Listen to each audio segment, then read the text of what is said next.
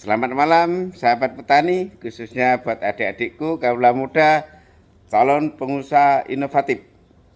Malam ini saya Wayan Supatno Pak Tani ya, untuk mengisi waktu agar kita tetap semangat menjaga kesehatan dan memberi manfaat untuk sesama.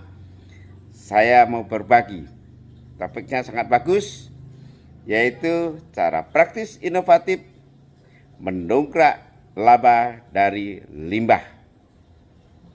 Banyak buku mengatakan bahwa barang siapa yang inovatif, maka dialah yang paling kompetitif dan punya hak untuk melestarikan bisnisnya.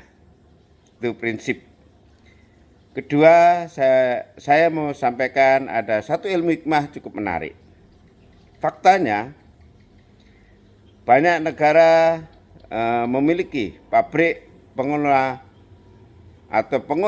kelapa, di antaranya Indonesia, Malaysia, Thailand, Filipina, dan RRC maupun Sri Lanka. Tapi faktanya, yang mampu membeli kelapa gelondongan dengan harga termahal dan jumlah miliaran butir per tahun adalah RRC.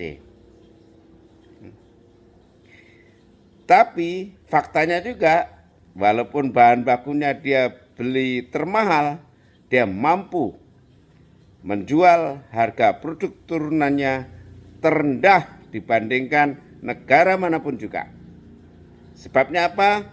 Karena limbahnya dinolkan.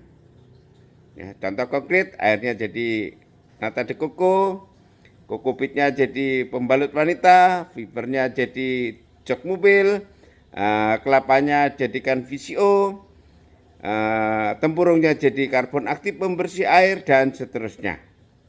Sehingga kumulatif labanya tinggi dan pada akhirnya mampu menjual dengan harga sangat murah dibandingkan pesaingnya. Padahal bahan bakunya dia beli paling mahal dibanding pesaingnya.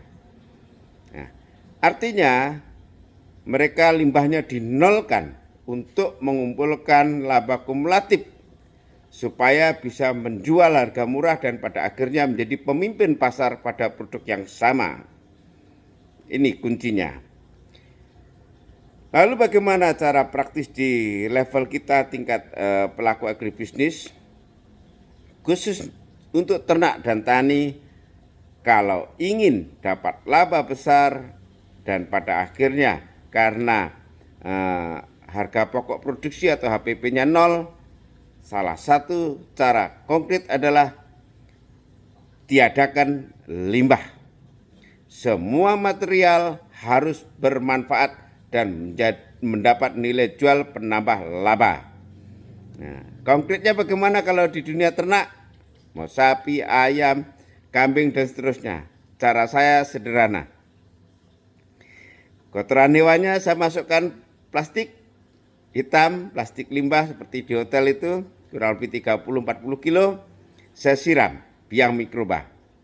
Ya, 0,2 liter per karung, atau saya encerkan 3 kali lipatnya sehingga cukup setengah liter.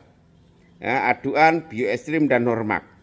Saya ikat ujungnya, dibiarkan 3 minggu, maka untuk memupuk bisa diadu dengan pupuk manapun juga. Karena di sana ada strain mikroba yang fungsinya sebagai pengurai, fungsinya sebagai penambat nitrogen pengganti urea, fungsinya pelarut fosfat dan kalium maupun biopestisida, diantaranya Pseudomonas, Bacillus, dan Trichoderma. Itulah yang akan mendongkrak mutu sehingga petani ketagihan untuk memakai kohe yang saya pakai disiram dengan biang mikroba, bioestrim, dan normak.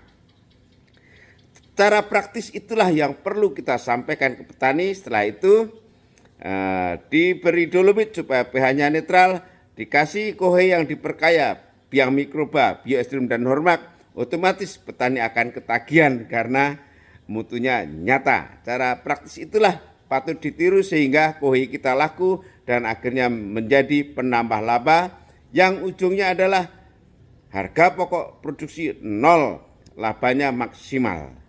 Semoga bermanfaat. Mari tetap menjaga kesehatan dan memberi manfaat nyata untuk sekitarnya. Salam inovatif dari saya, Wayan Supatno, Pak Tani.